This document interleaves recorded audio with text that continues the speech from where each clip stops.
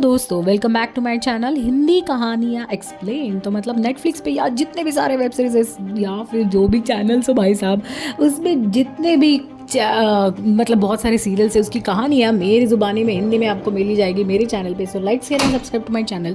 तो नेटफ्लिक्स पे नया जो वेब सीरीज़ आया जिसका नाम है द लास्ट एयरबेंडर, यहाँ पे एंग नाम का अवतार तहलका मचा देता है।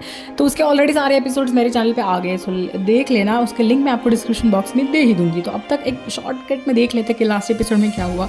तो लास्ट एपिसोड में भाई जो हमारे एंग है ना भाई, वो काफ़ी सारे बेंडिंग टेक्निक सीख रहे हैं और उनको अब जगत को बचाने का है। तो लास्ट टाइम वो उमाशु पे आइलैंड पे जाके आए हैं, अर्थ आइलैंड पे जाके आए थे एंड एक स्पिरिट वर्ल्ड में भी उन्होंने एंट्री मारी थी। तो वहाँ पे उनके जो दोस्त थे वो खो चुके थे, लेकिन जैसे तैसे करके उनके अवतार की जो भी चीज़ें हैं ना भाई, मतलब सुपर नेचुरल पावर लेके वो उन्होंने ऑलरेडी कटारा और सोका को बचा लिया है। और अब आपा को लेके वो फिर से उड़ते उड़ते नया एक्सप्लोर करने के लिए और कैसे ही अपनी टेक्निक बढ़ा सकते हैं, इसलिए अब नए आइलैंड पे वो आ चुके जिसका नाम है नॉर्दर्न आइलैंड। तो अब देखते हैं आगे क्या हुआ है।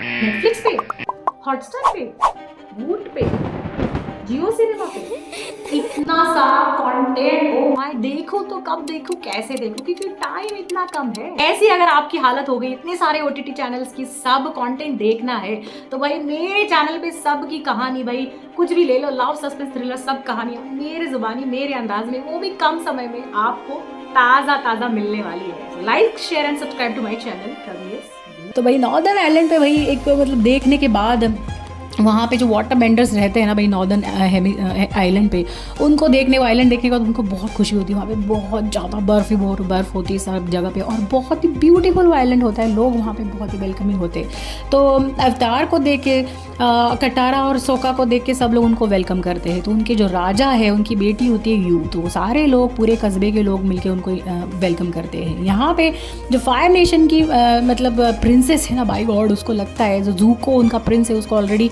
राजा ने उनके नेशन से बाहर निकाल दिया है और उसे कहा है जब तक तू अवतार को लेके नहीं आता है तब तक यहाँ पे तुझे एंट्री नहीं मिलेगी। तो प्रिंसेस को लगता है भाई मैं सबसे ताकतवर हूँ।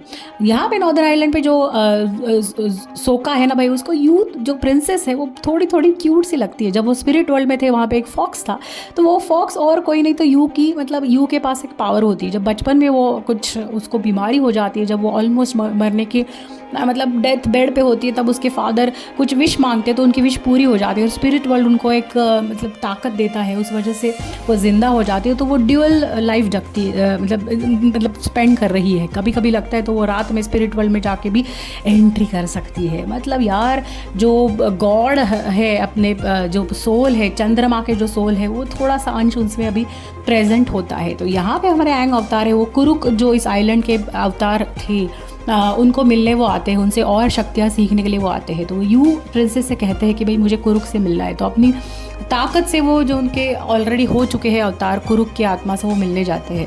तो कुरुक उन्हें कहते हैं कि भाई तुम्हें तुम्हारी दोस्तों को छोड़ना पड़ेगा, वो तुम्हारे साथ रहेंगे तो उनके पूरी जान खतरे में है। वापस आके भाई अवतार सोचने लगते हैं सोका और कटारा को लेके, उन्होंने इतना सारा सफ़र किया है तो उनको मैं कैसे छोड़ूँ। तो वो थोड़ा सा डायलमा में चले जाते हैं, द्विधा में चले जाते। यहाँ पे अंकल आयरो और जाओ जो है ना भाई, वो फायर नेशन के किंग के जो सेनापति होते हैं, तो जाओ को फायर नेशन की प्रिंसेस भाई वो बोलती है कि मैं तुम्हें बहुत सारा मतलब सब कुछ सप्लाई करूंगी, तुम बस जाके उस अवतार को अटैक करो और जो भी नॉर्दर्न आइलैंड पे फिलहाल वो जहाँ पे स्टे कर रहे हैं वहाँ पे जाके तुम अटैक कर दो। तो जाओ बहुत भयंकर एक सेनापति होता है।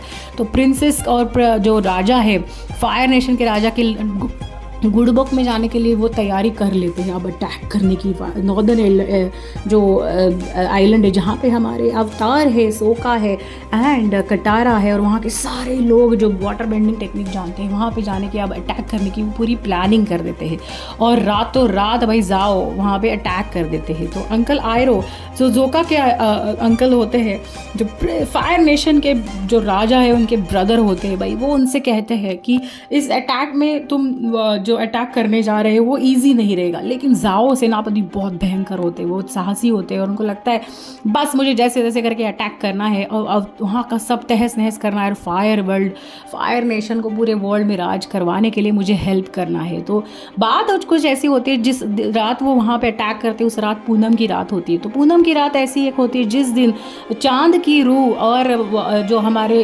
ओशन है, मतलब समुद्र की रूह, यिन यांग बन के भाई एक दिन एक रात रात के लिए वहाँ पे वो फिश बन के, यांग बन के वहाँ पे वो आ जाते हैं, पृथ्वी पे अवतार लेते हैं और यांग बन के वो वहाँ पे ओशन में टहलते रहते हैं। तो उसी दिन सेम दिन जाओ इस आइलैंड पे अटैक करते हैं। अब वो वहाँ पे अटैक करने के बाद सब लोग उन पे काउंटर अटैक करते हैं, मतलब वाटर बेंडर्स वाले और अवतार वाले सब लोग जी जान लगा के वहाँ पे उनका जो राजा है, यू प्रिंसेस है, जोका, सब लोग उनके साथ बहुत ज़्यादा फाइटिंग करते हैं। तो जाओ को अब समझ में आता है कि ये हमारी जो ताकत है वो शायद इन सब के सामने कम पड़ेगी, अब कुछ तो बहुत ही मतलब बहुत ही भयंकर करना पड़ेगा।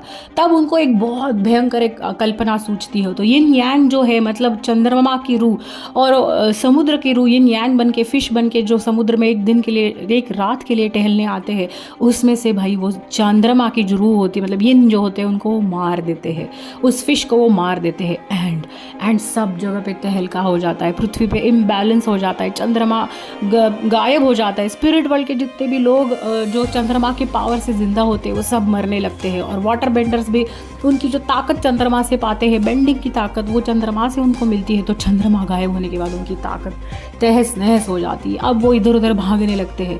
तो जाओ खुश हो जाते हैं, लेकिन उनको समझ में आता है कि कुछ बहुत भयंकर हो रहा है, पृथ्वी हिलने लगती है और तहलका मच जाता है। अवतार को अब लगता है कि मैं एक ऐसा अवतार हूँ जो सब लोगों को बचाने के लिए कुछ करना चाहता हूँ, लेकिन फिलहाल उनके हाथ में कोई ताकत नहीं बचती। तो उनको एक कल्पना सूझती है, उनको लगता है कि भाई जो यांग जो है मतलब समुद्र की जो रूह उस फिश में है, यांग के फिश में, उसका अवतार उसके अंदर वो घुस जाते हैं ताकि पृथ्वी पे बैलेंस बना रहे। तो अब वो समुद्र की सोल के अंदर घुस जाते हैं और बैलेंस बनाने के लिए कोशिश करने लगते हैं, लेकिन सब जगह पे तहलका मच जाता है। सब लोग सोचने लगते हैं अब क्या करें। तो यहाँ पे सोका और यू एक जगह पे होते हैं, वो देखने लगते हैं कि अवतार ने क्या कर दिया, शायद इस चीज़ में वो मर जाएगा। उनको बहुत बुरा लगता है। तो सोका कहता है यार इससे जीतने के लिए, चंद्रमा की रूह वापस लाने के लिए हम कुछ तो कर सकते हैं। तभी यू को एहसास होता है कि जब बचपन में उनको वो जो बीमार थी, जब उनको एक वरदान मिला था, उनके अंदर चंद्रमा की रूह का एक अंश होता है, इसीलिए वो स्पिरिट वर्ल्ड में जा आ सकती है। तो उनको अब याद आ जाता है और वो सोचती है अब यांग बन के, मतलब चंद्रमा का रूह का अंश जो मुझ में है वो मैं यांग बन के अगर फिर से इस समुद्र में अपने जीवन दान दे दूँ और यांग बन के, फिश बन के वापस आ जाऊँ, तो शायद ये बैलेंस वापस आ जाएगा। तब भाई जो प्रिंसेस, नॉर्दर्न आइलैंड की जो प्रिंसेस होती है, अपना बलिदान दे देती है। तो वो चंद्रमा के अंश बन के उस पानी में उतर जाती है एंड वहाँ पे वो यांग बन के आती है और अवतार को जोका और कटारा वापस बुलाते हैं। तो विंग यांग फिर से वापस आ जाते हैं, चंद्रमा फिर से दिखने लगता है और जो तहलका पृथ्वी पे मचा था वो सब बैलेंस वापस आ जाता है। इसके बीच बहुत सारी चीज़ें हो जाती है, नॉर्दर्न आइलैंड पूरा तहस नहस हो जाता है, लेकिन वहाँ के राजा जो है अब वो सोचते हैं कि इसको हम फिर से वापस खड़ा करेंगे। अवतार को, सोका, कटारा सबको बुरा लगता है क्योंकि प्रिंसेस यू मर चुकी है, लेकिन शायद पृथ्वी, मतलब यही पृथ्वी का नियम होता है, इसीलिए शायद उनको वो स्पिरिट वर्ल्ड का एक अंश दिया गया था। तो जैसे तैसे करके अब अवतार सोचता है कि मुझे ये सारी चीज़ें रोक मैं सकता था अगर सारी जो वाटर बेंडिंग, फायर बेंडिंग, अर्थ बेंडिंग सारी चीज़ें मुझे अच्छी तरह से आती, तो अब मुझे ये सब सीखनी पड़ेगी। कटारा और सोका से कहते हैं कि हम तीनों मिलकर ज़रूर ये चीज़ें करेंगे। अब वो नेक्स्ट इसके लिए मतलब आगे के पड़ाव के लिए निकलने की सोचते हैं, लेकिन यहाँ पे फायर नेशन के जो राजा होते हैं उनकी जो प्रिंसेस होती है भाई, ये उसका एक चाल होती है। तो वो एक्चुअल में अटैक करते हैं ओमाशू पे। तो लास्ट सीन में ऐसे दिखता है कि ओमाशू आइलैंड जो ब्यूटीफुल आइलैंड होता है वो पूरा तहस नहस हो गया है।